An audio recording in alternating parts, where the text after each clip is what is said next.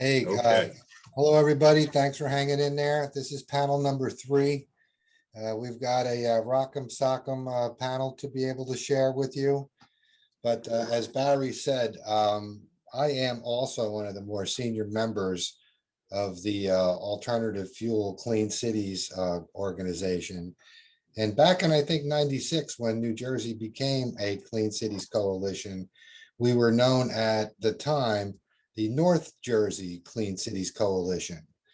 And there weren't too many counties that were active in the North Jersey, maybe 5 or 6, but we have since grown into the entire state. So very proud to be a member of the New Jersey Clean Cities board. And when Chuck asked me to be a moderator, my response was, I think you better pick somebody else, Chuck. I'm not the best with knowing what it is with hydrogen, but I'm very interested in alternative fuels, and I'll do my best, but you got to back me up with a really, really good panel. So I think we have such a thing. But before I start, somebody used the words earlier, your hydrogen IQ. And then I thought about it and I'm like, what the heck?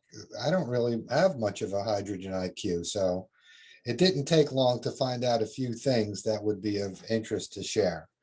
And one of which is that the word hydrogen, that comes from the Greek word meaning water creator. That's a good one, I thought. Furthermore, that 20% of global carbon emissions could be abated by hydrogen. That's another good one. And that the more we rely on hydrogen, the more we can get to a zero emission transportation field. And I'm really happy to be part of it. So without further ado, our first speaker is Bill Zobel. And known Bill for a very long time. And Bill, Hey, Brian, this is Chuck. Before Bill starts, if I could just interrupt here. Assemblyman Conaway asked the question that I think, Roy, if you're still on, would be appropriate for you to answer. And that is, what does CHART do with the carbon extracted during the making of blue hydrogen? So that's a great question. Thank you, Chuck. Typically, it's a carbon dioxide process where the CO2 is removed as a liquid or a solid and taken away and used for environmentally friendly means.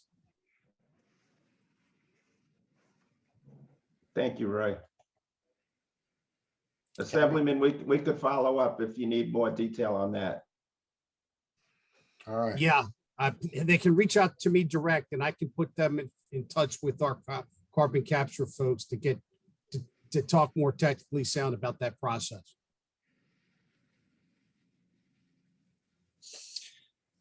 Okay, should we carry on, Chuck? I guess we'll Yes, let's do it. Thank you. hand the mic over to Bill. If you would introduce yourself, Bill.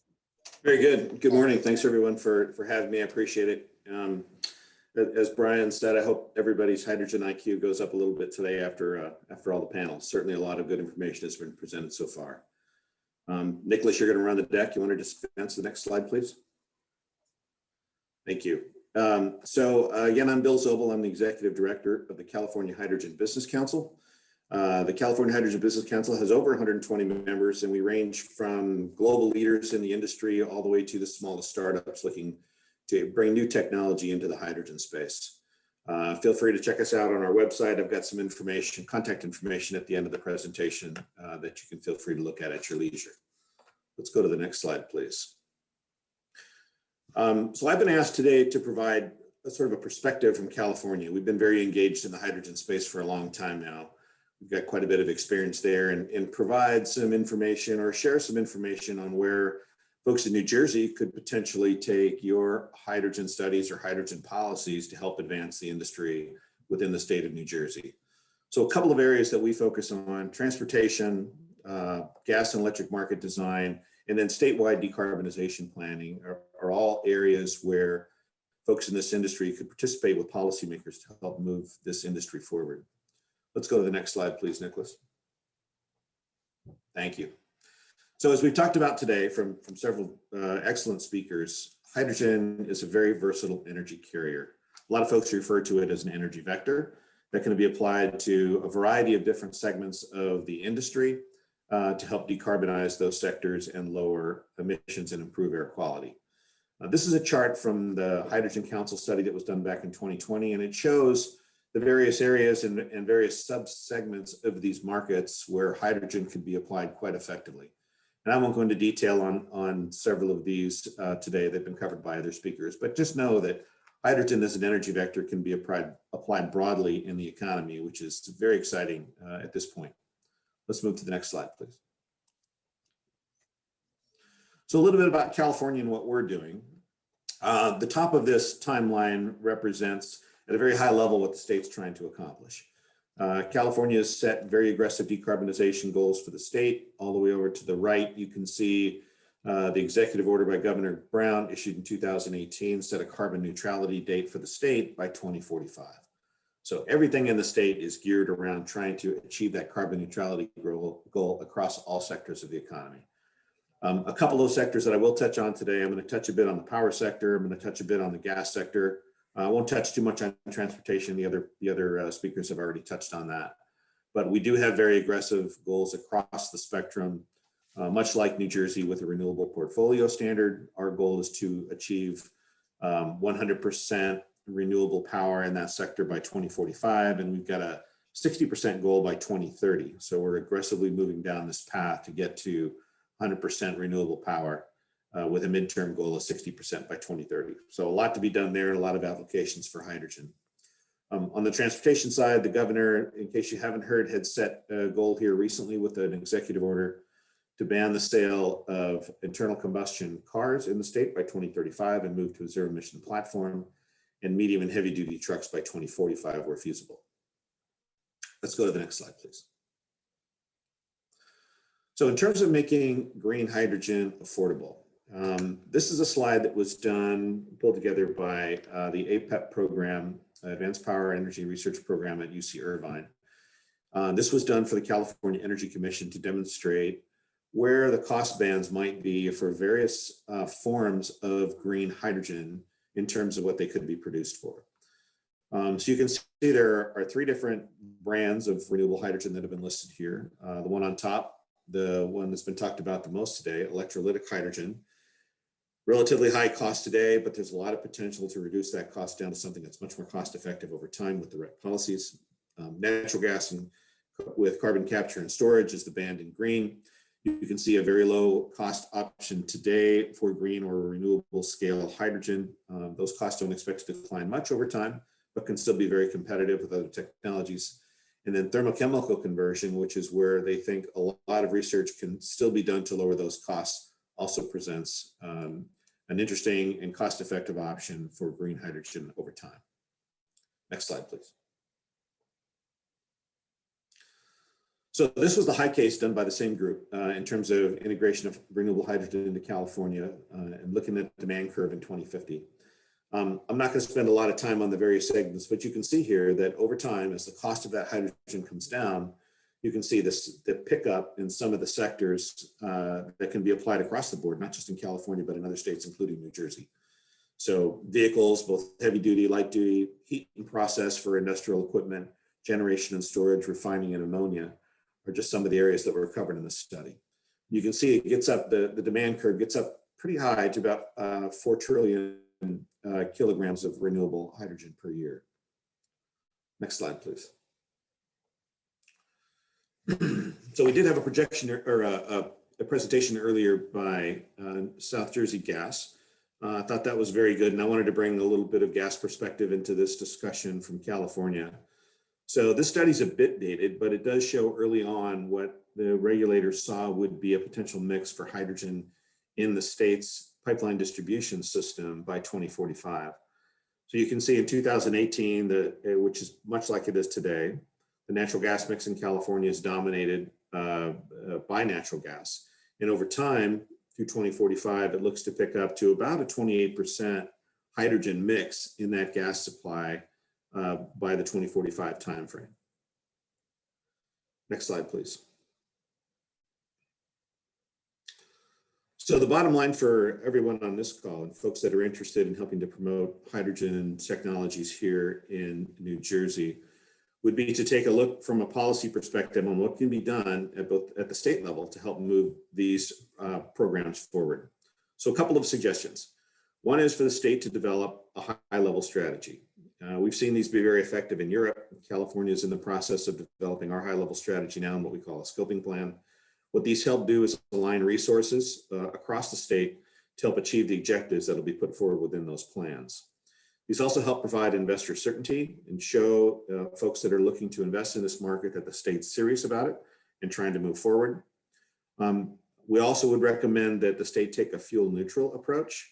And we suggest an objective approach in that regard, which we call using a carbon intensity metric to go forward.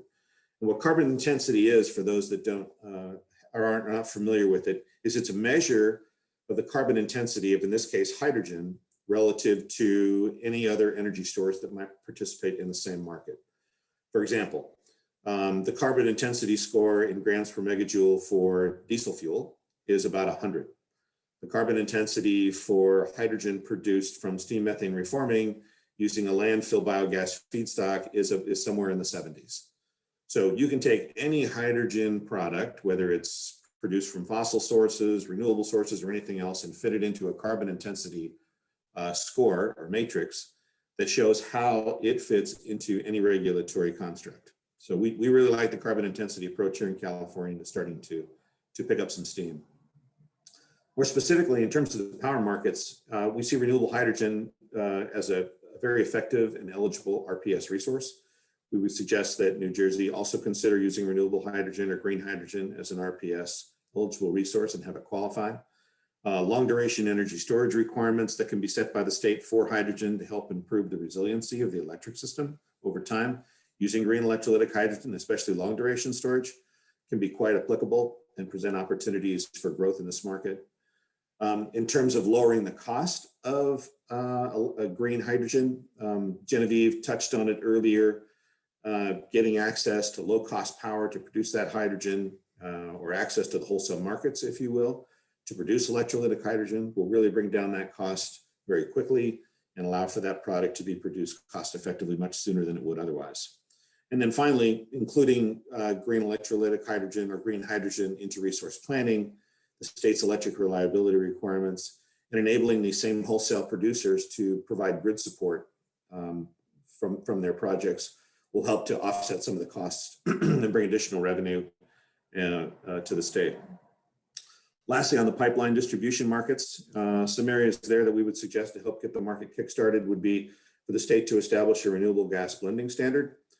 This is something that we've been working on in California for some time. There's still research that needs to be done in terms of what's a safe level to do that, how far can we take it, so on and so forth.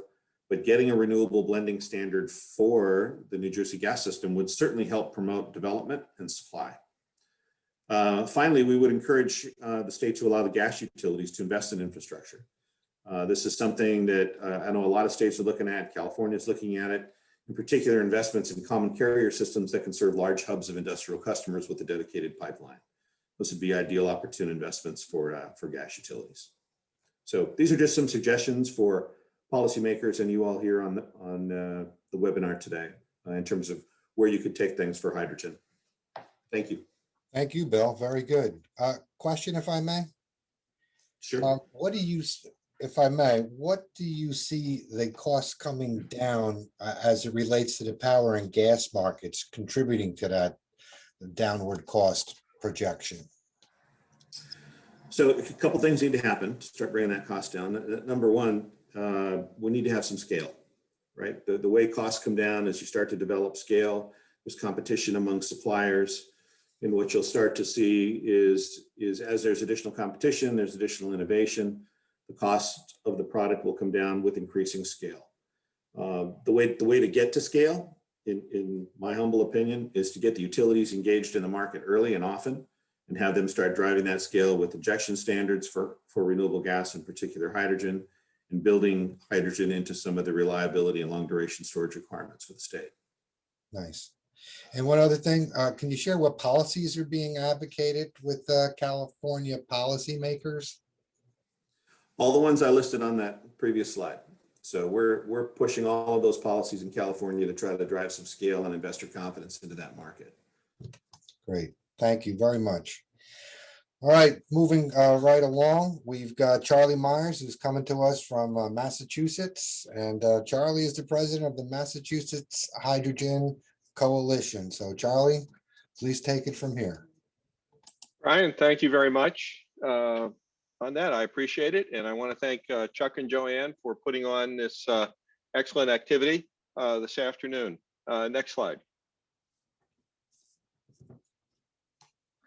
You know, as we talk about hydrogen and we talk about the application and bringing the medium and heavy duty truck marketplace into the game, we have to remember one of the reasons we're here is because we want to reduce the emissions impact on the environmental justice communities. And this is just a list of items that the states have recognized. You know, COVID has certainly made us feel more mortal as we go through our own lives on that. And driving heavy duty and medium duty trucks and other vehicles in the environmental justice and other communities does have an impact. In New Jersey, if we went to zero emission for this category of product, we would save 636 deaths on that from cardiovascular and respiratory illness.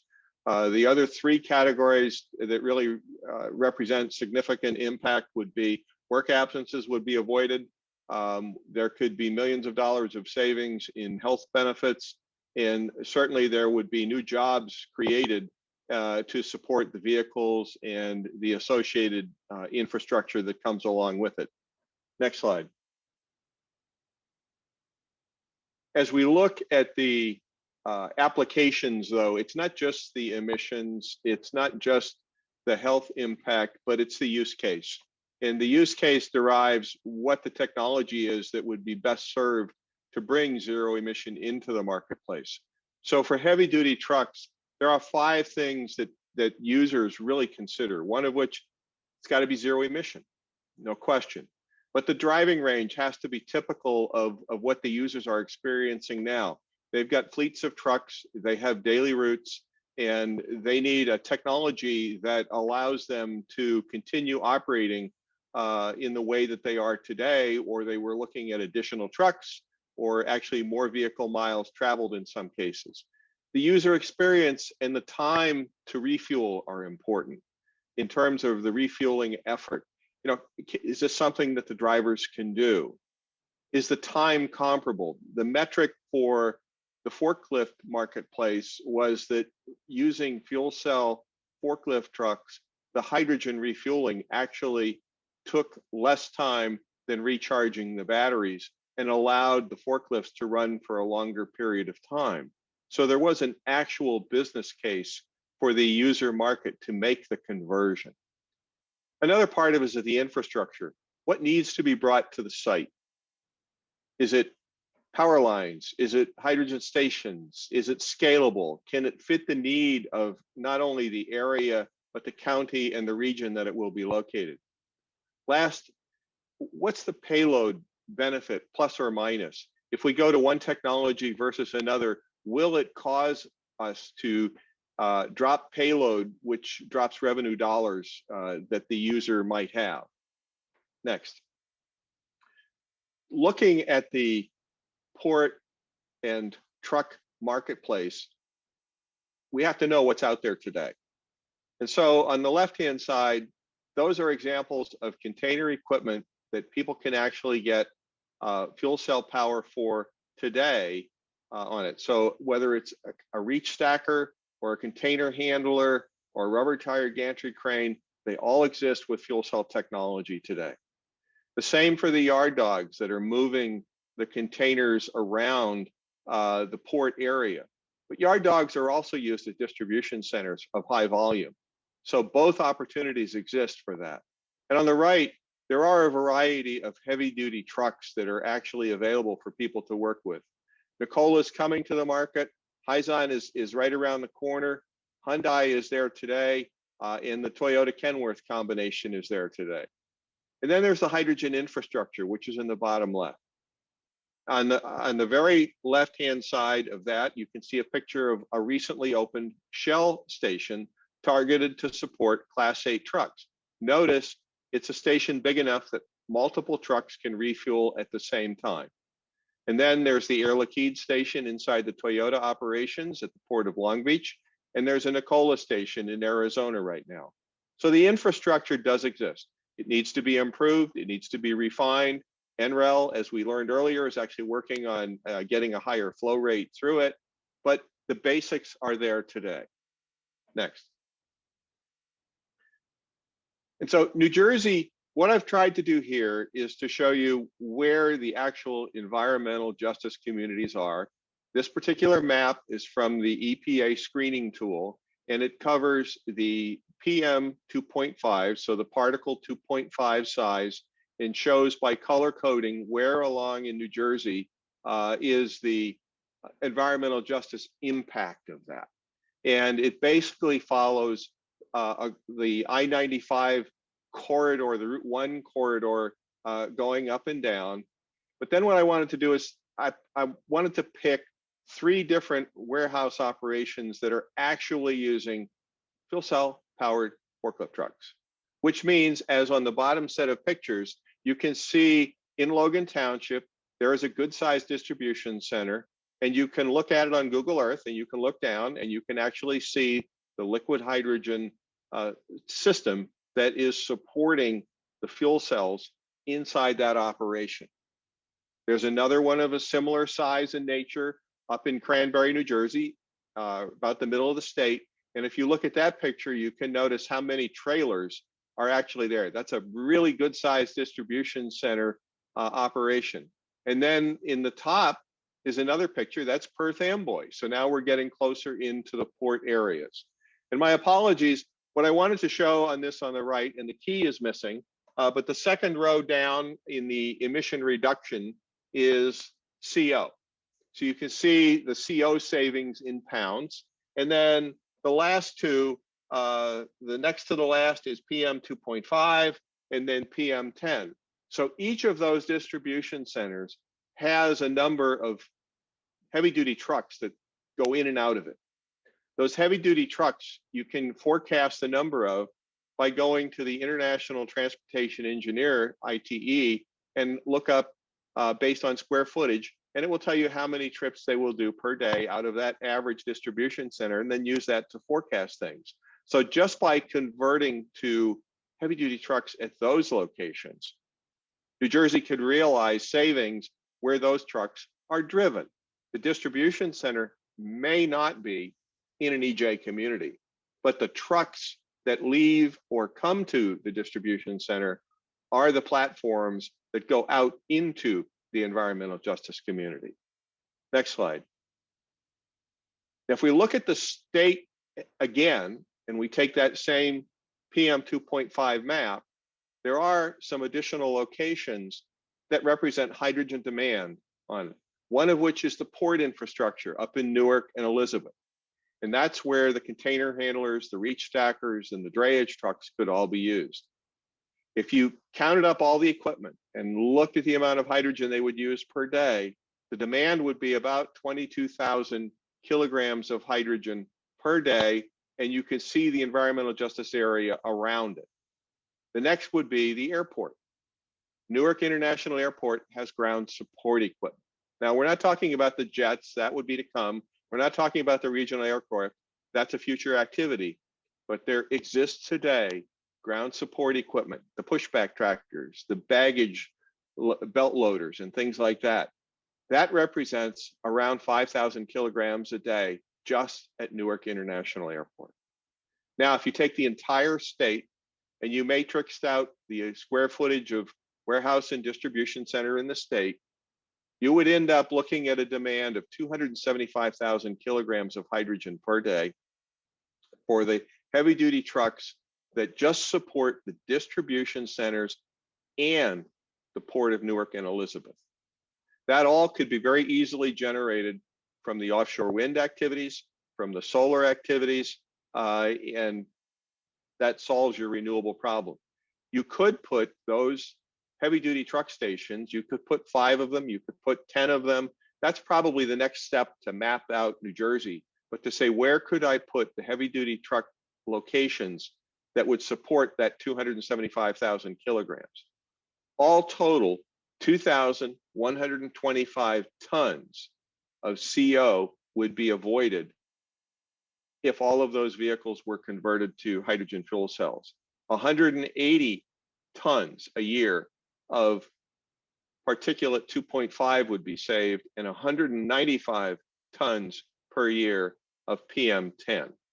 So it's all very doable, very possible, and there's a health savings and an ability to keep the same performance metrics that businesses are used to in the way they operate today. Next slide. And I want to thank you very much. My contact information is here. Brian, back to you. Well, you know what, Charlie, we do have a couple of questions, and one of which is from Ron Galmy. Ron, could you unmute yourself and ask the question to Charlie, please? And furthermore, we have another question from Pete Morano, our friend from South Jersey Gas. So Pete, if you can't mute, I'll ask the question for you. Are the present hydrogen fueling stations presently being used to fuel forklifts in the area in the 3 distribution centers in New Jersey? Yes, those stations, I picked those distribution centers. They all have hydrogen. They all have fuel cell forklift trucks indoors. There are a group of additional distribution centers that are located up in the Newark area. I didn't show everyone on the map, but there are some grocery distribution centers that are using fuel cell powered forklift trucks with hydrogen. There are cold storage companies up in northern New Jersey using fuel cell powered forklift trucks with hydrogen on the site. Very good. All right. Well, listen, thank you very much, Charlie. Your statistics were very interesting. That I enjoyed seeing myself. So moving further along, thanks again. We got Mike Stritsky. Mike, are you ready to jump in here? Mike is the executive director of the New Jersey Hydrogen House Project. So take it away, Mike. Okay, can you hear me, everybody? Yes. Okay, that's good. Okay, let me get my video on here.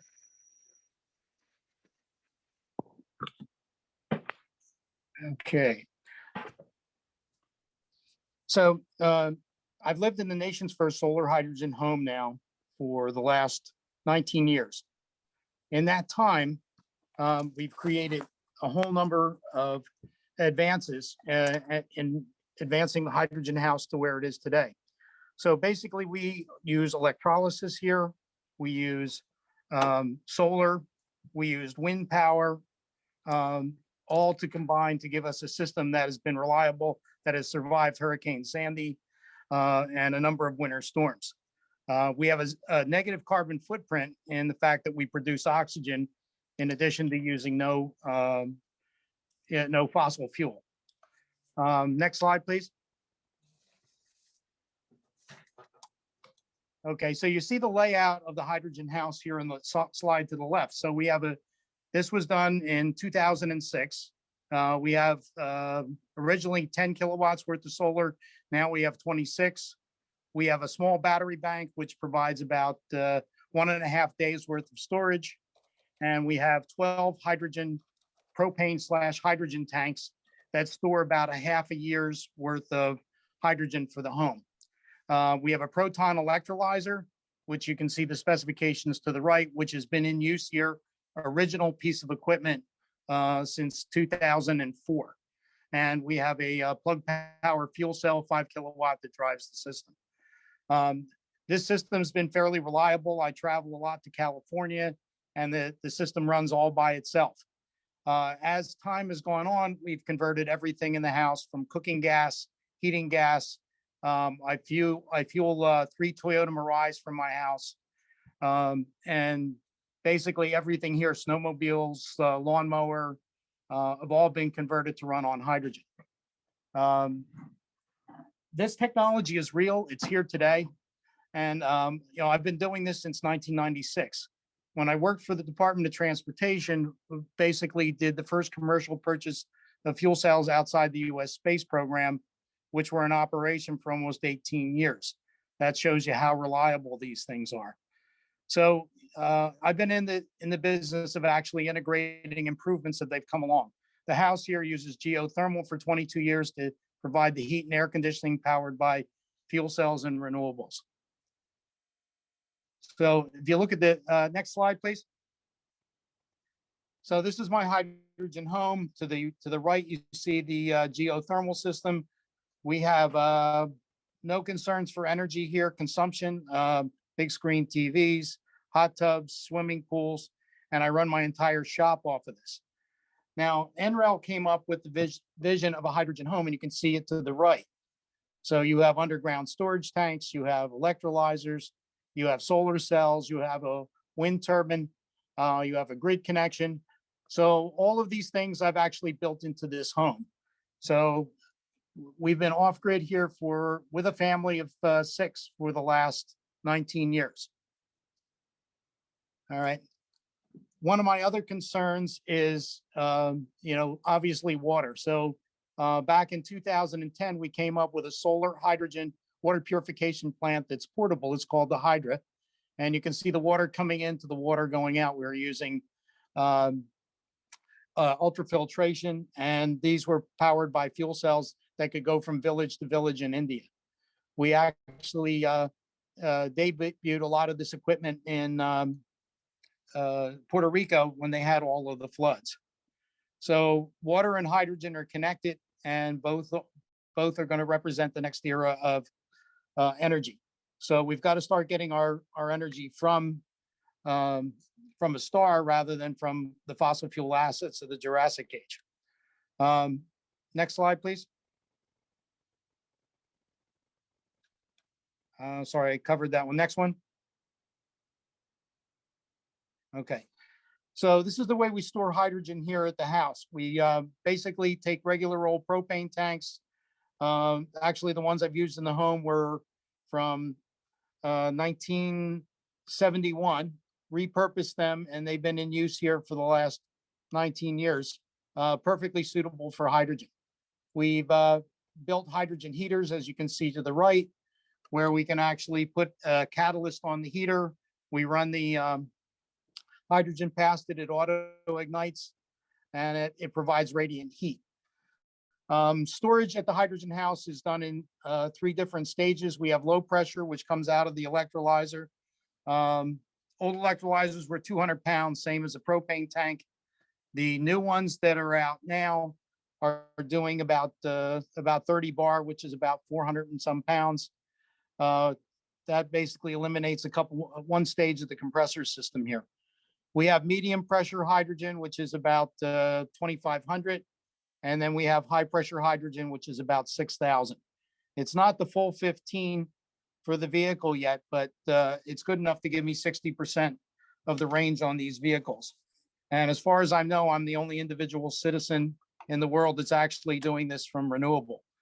The water that's generated from the cars, can actually be used to drink. I actually tested this out in Malibu to Las Vegas when I drove my Mirai there and back.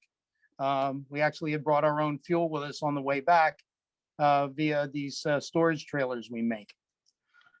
So right now, the time is right. We can do 94% of all the greenhouse gases, using hydrogen, and we have everything we need. All the knowledge is here. So next slide, please. So something that I've developed about 5 years ago is called the Joule Box. So this is a solar, hydrogen, wind, electrolyzer, power plant all in a box. So we've used a lot of these for the military and for disaster relief and border crossings. But now we're scaling up these systems to be used for all the homes that are never going to get power after the fires in Colorado and California. This particular Joule Box was capable of doing 10 kilowatts worth of power. The new one that we're finishing up now is going to do somewhere around 100 kilowatts, and they'll all be stackable. So this is going to meet the needs of a lot of the homes where the grid is not coming back after taking over 120 years to build. They're not going to do that in 5 years. So this is something that we're going to be approaching the utilities with in the next year, but these can be used for an individual house or they can be used for a community. We're currently building 5 homes right now in Malibu. We're doing a whole street where we're building in one single hydrogen generation station and then pumping it to 5 different homes. So, this is the product that we generate here. Everything here is American made.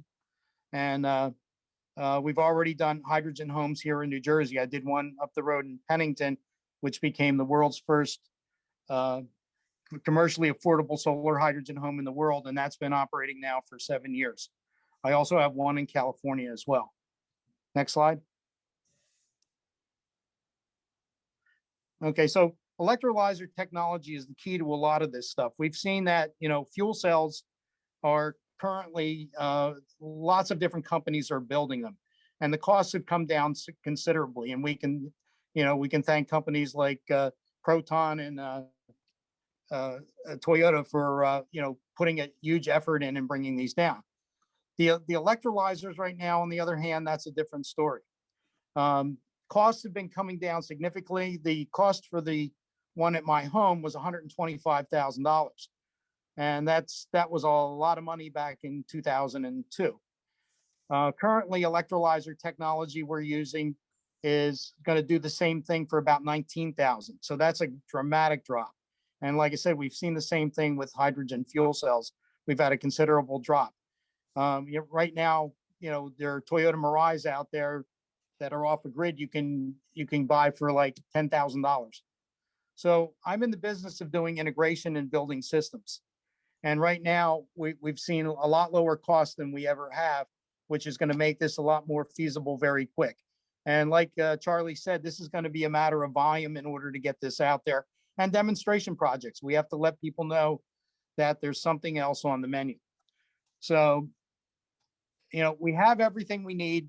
The time is now, and we need to get this thing going and build it. We're looking at wind projects right now. That's probably going to be the most inexpensive form of hydrogen that's out there. So wind power for storage, I think that's going to bring us down to the 2 kilogram mark and maybe even lower. We're looking at projects in California that they have more incentives, and we need to do the same thing here. Next slide, please.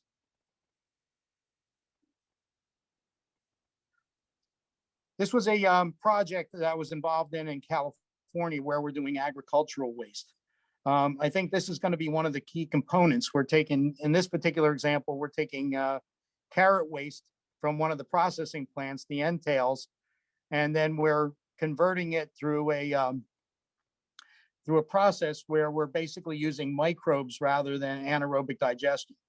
So we're looking at being able to produce hydrogen 12 kilograms per ton in a very short period of time, in like 2 days. We scrub it we go through a CO2 scrubber, and it can be used directly into the fuel cell. You're looking at the byproducts of this thing being liquid fertilizer, which are in turn sold back to the farms for fertilizer, and solid waste, the solid waste going back for fertilizer as well. So there's a 70% profit margin in doing this type of, biologic hydrogen conversion. And there are lots of these waste plants that can all use this type of system. So, the next, everything is, 80% of everything is made out of hydrogen. We should be learning how to convert it the way Mother Nature does in order to, clean the planet in time. It's going to take all different forms in order to get us there quickly. Exactly. Next slide.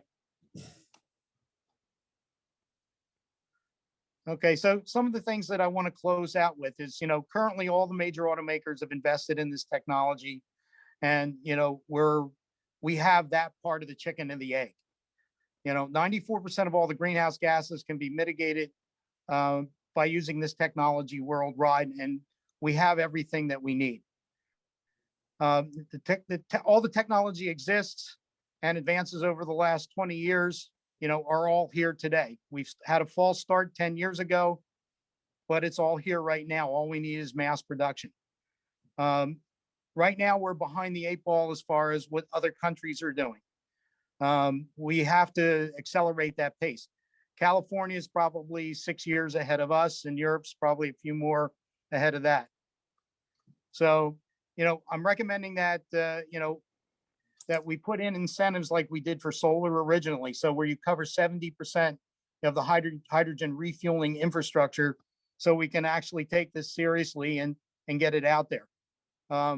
Refueling is a real point of contention that needs to happen. Since we're the most densely populated state in the nation, we can basically put a very few stations in, less than a third of what California has, and get twice the coverage.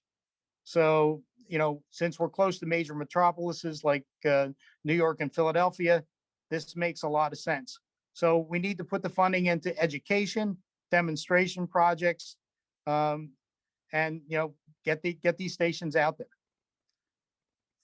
So I just want to thank everybody on behalf of the Hydrogen House and the citizens of New Jersey and of Spaceship Earth. Well, that was Anybody have excellent. any questions? You can go to my website and you can see all the cool stuff we've done. Thank you. Thank you. Hey, that concludes panel number 3. Thank you for your time.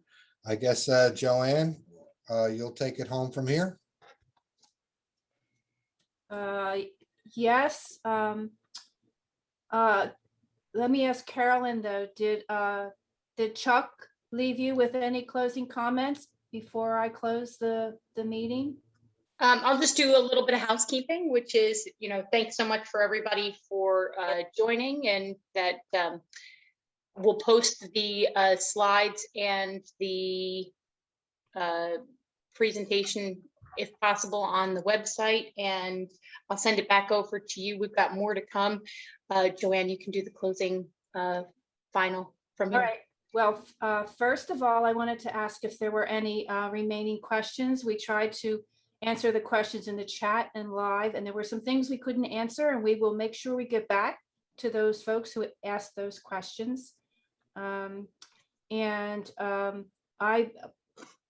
there are no more questions, I don't see any more. I would personally like to thank Chuck. I'm sorry that he can't be here at the end of this. He's obviously had a rough time the past few days, and it's great that he could join us today. So we really appreciate that. And I've really enjoyed my collaboration with Chuck and New Jersey Clean Cities. So I want to thank New Jersey Clean Cities and the National Renewable Energy Lab for sponsoring this forum. I see it as that Chuck and I have been collaborating on workshops in New Jersey, at least before COVID we were, and doing a lot of education activities. I see this as really jump-starting the discussions around projects that will begin in New Jersey. And I'm really excited about that. And I think there was a lot of great information here to inform the task force. As a matter of fact, several of the task force members are attending this forum, and I've already seen some comments about the presentations and the usefulness for our task force efforts. So, and I just see a couple more comments, questions. How do we engage the full National Hydrogen Coalition is one question. And the second, so if that's the Fuel Cell Hydrogen and Energy Association, we certainly are engaged with them. If you have specific suggestions or ideas, please send them our way. I didn't see them among the attendees, but they were invited, and we are always in discussions with them. Is there a rating for renewable hydrogen, much like biodiesel? Oh, and Bill is answering the question on a rating for renewable hydrogen. And then there's just a comment. Oh, here's another question. Are we able to share best practices and technology worldwide? And Bill may be able to answer that. I know California has shared best practices, and the Center for Hydrogen Safety directed by Nick Barillo and I think sponsored by the Association for somebody's jumping in here to help me out, maybe. Maybe not. Genevieve's answering that question on best practices in technology worldwide. And then there's a comment here, recycling using renewables. And it's not a question, so I don't know what the question is there.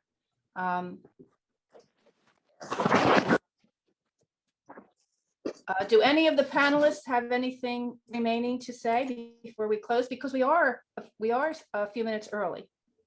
So I want to give people an opportunity if they want to say anything else. And this is Bill. I would say that it's really encouraging to see the Department of Energy and the federal administration step up on hydrogen. The Earthshot initiative was very encouraging. Sets a national goal for us as a country, and I think a lot of folks are going to start to really get behind this as a result of that. So I'm anxious to see where that takes us. I would say that from the perspective of integrating hydrogen into our economy and developing national plans, we're a bit behind the rest of the world. Europe has been working on this for some time now. They're a bit ahead of us, but there's no reason we can't catch up and pass the rest of the world and share what we learn, right? The US is the center of innovation. We've been the leaders in the world in terms of energy policy for many, many years, and likely we'll take on that role as we go forward. So I'm excited to be part of the mix.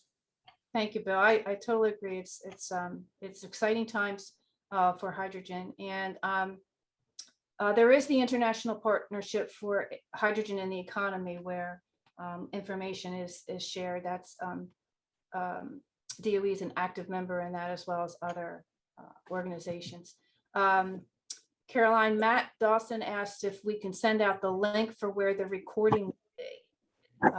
Are you going to send that, email that to attendees?